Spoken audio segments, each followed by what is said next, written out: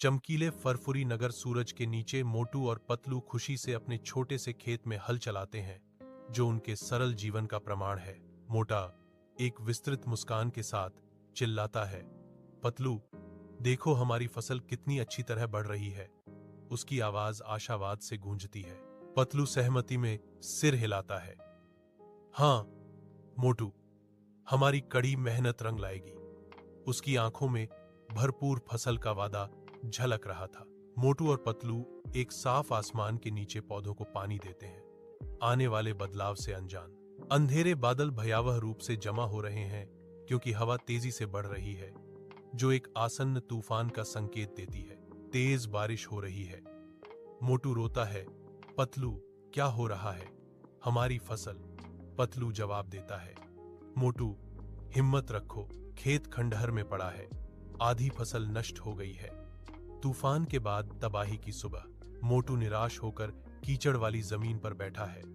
हार का बोझ उसके कंधों पर भारी है। पाटलू की आवाज सन्नाटे को चीरती है, मोटू, उठो, देखो, कुछ पौधे अभी भी जीवित हैं, हम फिर से प्रयास करेंगे।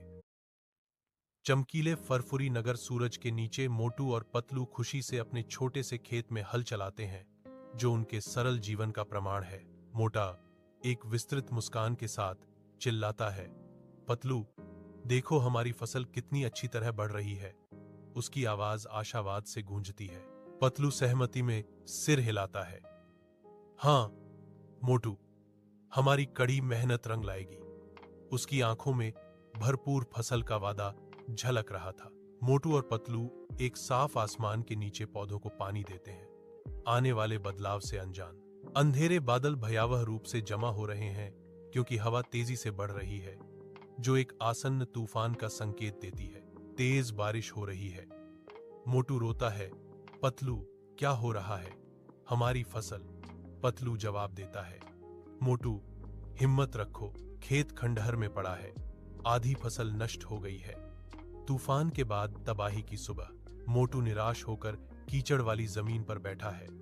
हार का बोझ उसके कंधों पर भारी है। पाटलू की आवाज सन्नाटे को चीरती है, मोटू, उठो, देखो, कुछ पौधे अभी भी जीवित हैं, हम फिर से प्रयास करेंगे।